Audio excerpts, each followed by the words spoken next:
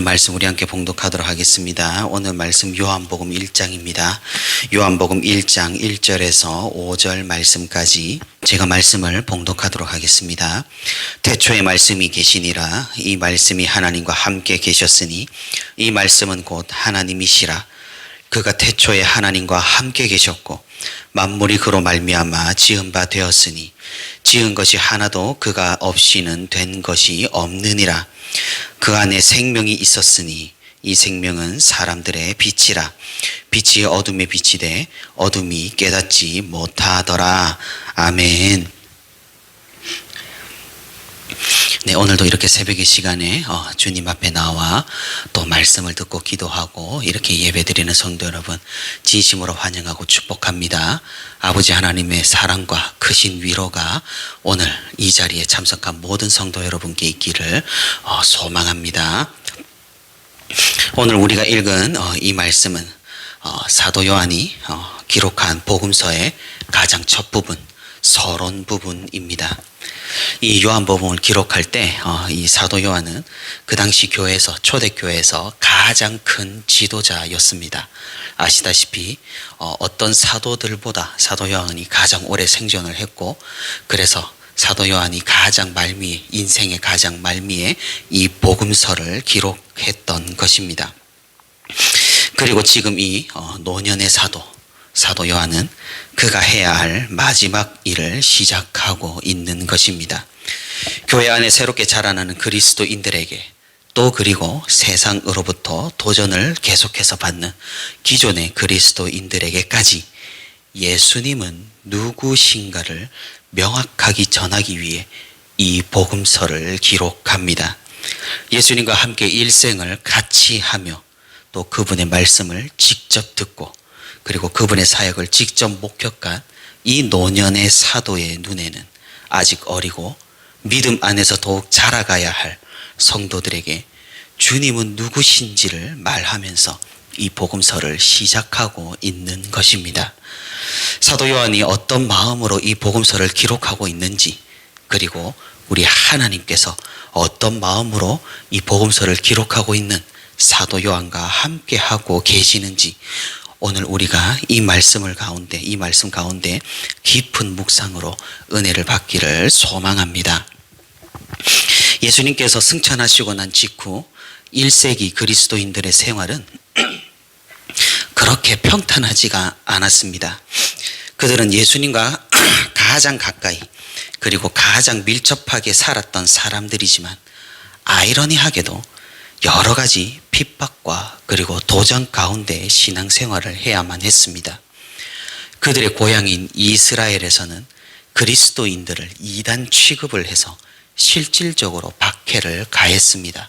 우리가 사도 바울의 어떤 그런 역사를 통해서 그런 사실들을 확인을 해볼 수가 있습니다. 그렇다고 그들이 헬라 지역에서 환영받은 것도 아닙니다. 헬라인들은 로마 황제를 숭배하지 않는 그들을 역시 이상한 무리, 어떤 로마 황제에 반역하는 정치 집단으로 취급하여서 핍박하기 일쑤였습니다. 그리고 또한 그 시대의 사회와 문화도 굉장히 세속적이었고 순결함이 없는 타락이 일상이었습니다. 그래서 그리스도인들은 이런 세속의 유혹과도 전쟁을 치르며 자신의 신앙을 아주 힘들게 지켜야만 했습니다. 거기에 더해 복음이 이렇게 헬라 지역으로 흘러 들어가면서 사상의 도전도 쉽지가 않았습니다. 정말로 거셌습니다. 우리가 사도행전 17장을 읽어보게 되면은 사도 바울이 아테네에 가서 복음을 전하는 장면이 등장을 합니다. 그 위대하고 예수님을 만나고 그렇게 복음을 신실하게 전했던 바울이었지만 그 헬라 철학자들은 이 바울이 전한 복음을 진리가 아닌 그냥 그저 여러 가지 사상 중에 하나로 취급을 해버리는 걸 우리가 읽어볼 수가 있습니다. 그 헬라인들은 우주가 운행되는 어떤 절대적인 법칙과 원리가 있다고 여겼습니다. 마치 오늘날 과학이 말하듯이 말입니다. 그리고 그들은 그것을 로고스라고 불렀습니다. 이런 그들의 주장에, 이런 헬라인들의 주장에 오늘 본문의 말씀 사도 요한은 서론 부분에서 철저하게 반론을 펼칩니다. 어떤 원리나 사상이 아니라 이 우주는, 이 세상은 예수 그리스도로 말미암고 예수 그리스도로 충만하다고 말입니다. 그래서 오늘 본문 1절에서 3절까지 예수님을 소개하고 있습니다. 예수님을 누구로 소개하고 있습니까? 사도 요한은 예수님을 하나님의 말씀이라고 말합니다. 왜 말씀일까요? 그 이유는 이 말씀의 원어인 헬라어, 아까 말씀드렸던 로고스라는 단어에 있습니다. 로고스, 당시 철학 용어로 이 세상을 만들고 또 유지하고 지탱하는 이 세상의 법칙, 어떤 신적 원리였습니다. 이 당시에 이 로고스라는 말이 유행했었기 때문에 그 누구나 이 로고스라는 단어를 알고 있었습니다. 교회 안의 그리스도인들도, 그리고 사도 요한도 이를 잘 알고 있었습니다. 그래서 그는 이 로고스라는 단어로 예수님을 소개합니다. 사람들에게 익숙한 개념으로 예수님을 소개하고 있는 것입니다. 사도 요한은 로고스가 예수님이라고 말합니다. 그분은 태초부터 계신 분, 그리고 온 우주의 원리가 되시는 창조주 하나님으로 소개를 하고 있습니다. 그래서 그 당시 기독교 교리를 잘 몰랐던, 새로이 기독교인이 됐던 사람들과, 그리고 이 세상의 거친 위협과 거친 핍박을 받던 기존의 그리스도인들에게 예수님에 대한 개념을 오늘 명확하게 설명을 해주고 있는 것입니다. 그리고 이어서 4절에서 5절까지 예수님께서 우리의 창조주와 구속주가 되시니 오직 예수님만이 우리의 생명이 된다고 담대하게 선포하고 있습니다. 이 말씀을 들은 그 당시 그리스도인들은 어떠했겠습니까? 이스라엘과 헬라 지역 그 어디에서도 환영받지 못하고 박해를 당하고 핍박받는 그 상황에서 그들은 이 사도 요한의 복음서를 통해서 아마도 확신을 얻었을 것입니다. 그리고 자신들을 유혹하는 모든 것들에게서부터도 이 말씀을 통해 용기를 얻고 그 유혹을 뿌리치고 거룩함을 지킬 수가 있었을 것입니다.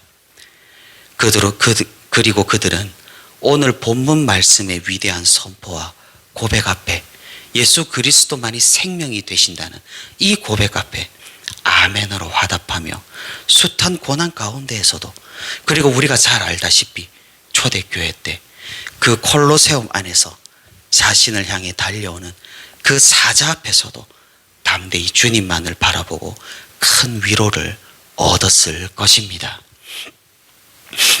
오늘날 그러면 우리는 어떠합니까? 우리는 평탄하게 신앙생활을 하며 이 세상을 살아가는데 아무런 문제가 없는가요? 그렇지 않습니다. 초대교회만큼이나 오늘 우리의 상황도 쉽지 않다는 그런 사실이고 그런 현실입니다. 코로나19로 인해 팬데믹은 우리 생활에 많은 것을 이미 변화를 시켰고 이상하리만큼 교회가 세상의 지탄을 받는 지경에 이르렀습니다. 4차 산업혁명 시대가 이제 급속도로 다가오고 있습니다. 세상에서는 이미 과학이 신앙을 대체하고 있는 그런 현실입니다. 하나님께서 만물의 영장으로 창조하신 우리 인간보다 더 뛰어난 인공지능들이 개발되고 있는 그런 현실입니다. 이러한 급격한 기술의 발전은 우리가 지켜온 교회 전통을 무조건 흔들어버리며 무너뜨리려고까지 합니다. 물질주의 가치관, 날이 갈수록 힘을 얻고 있고 이 세상은 더욱 세속화되어서 우리 신앙을 끊임없이 위협하고 있는 것이 현실입니다. 이 초대교회 때 헬라인들이 그러했듯이 이 세상은 하나님을 완전히 무시합니다. 그리고 우리 역시 우리의 다음 세대 또한 가랑비에 옷 젖는 줄 모르듯 서서히 이런 물결에 휩쓸리고 있는 것은 아닌지 염려가 됩니다. 이런 시대에 어느 누가 자신의 믿음이 크다고 확신하고 자랑할 수 있겠습니까? 성경을 읽을 때 우리는 우리와 상관없는 혹은 우리와 거리가 먼 그런 이야기로 성경을 읽기가 쉽습니다. 성경의 인물들이 어떤 위대한 일들을 행할 때 우리는 그것이 나와 별 상관없는 이야기로 듣곤 한다는 것이죠. 하지만 사랑하는 성도 여러분, 정말 그러한가요? 성경 말씀과 우리는 아무런 상관이 없는 것일까요? 그렇지 않다는 것이죠. 우리는 같은 하나님을 믿는 그리스도인입니다.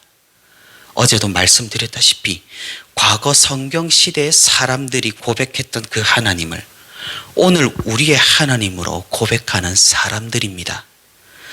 예수 그리스도를 증거하시는 성령 하나님으로 인하여 오늘 나에게도 이 본문의 말씀이 그대로 적용이 된다는 사실입니다.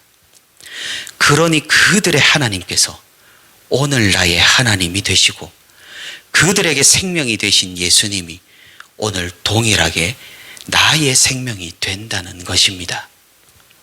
우리는 그렇게 위로를 받습니다. 초대교회 성도들이 말씀을 통해 받았던 그 위로를 오늘 우리 또한 똑같이 받게 되는 것입니다. 사랑하는 성도 여러분, 예수 그리스도께서 우리의 생명이 되신다는 의미가 무엇입니까? 오늘 본문 3절의 말씀에 따라 그분이 나를 창조하셨고 나를 살게 하셨으며 나를 데려가실 분이라고 고백하는 것입니다.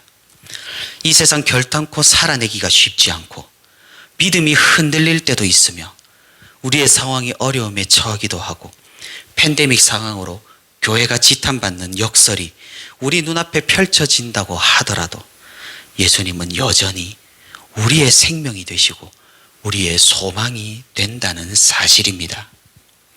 세상이 아무리 우리를 핍박하고 우리를 유혹하고 우리를 힘들게 한다고 할지라도 우리는 예수 그리스도를 붙들며 살만한 너무나 충분한 가치가 있고 너무나 충분한 이유가 있다는 사실입니다.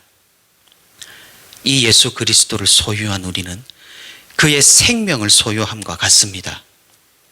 오늘 본문 4절에 따르면 이 생명은 사람들에게 빛이 된다고 말씀하고 있습니다. 그러니 이 생명을 소유한 우리는 무언가 달라야 한다라는 것입니다.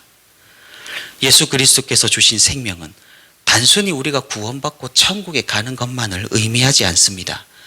그 생명은 우리의 삶도 변화시킬 만한 아주 강력한 힘이 있습니다. 그러니 세상과 교회가 다를 것이 무엇이냐며 지탄받는 이 시대에 우리는 우리의 거룩함을 다시 한번 회복해야 할 것입니다. 그리고 침체된 교회의 상황 가운데에서도 우리는 신앙의 활력을 회복해야 할 것입니다. 코로나가 멈칫했다 다시 기승을 부리다 변덕이 심한 요즘입니다. 그리고 지금은 다시금 기승을 부리고 있는 것 같습니다. 계속해서 우리의 믿음의 태도와 결단들이 섰다가 내려앉았다가 계속 반복이 되면 자칫 잘못하면 매너리즘에 빠지기 쉬운 요즘의 날들입니다. 사랑하는 성도 여러분, 우리가 기억을 했으면 좋겠습니다.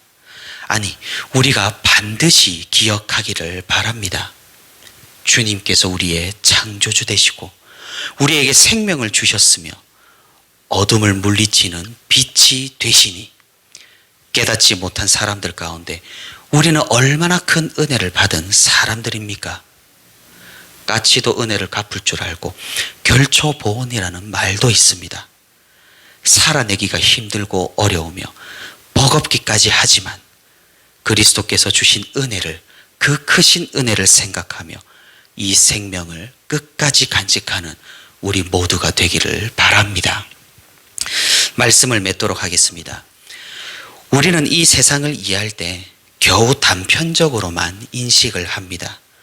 우리는 기껏해야 우리 시대도 겨우 이해하고 살아갈 뿐인 그런 유한한 존재들입니다. 하지만 하나님의 역사는 그렇지가 않습니다.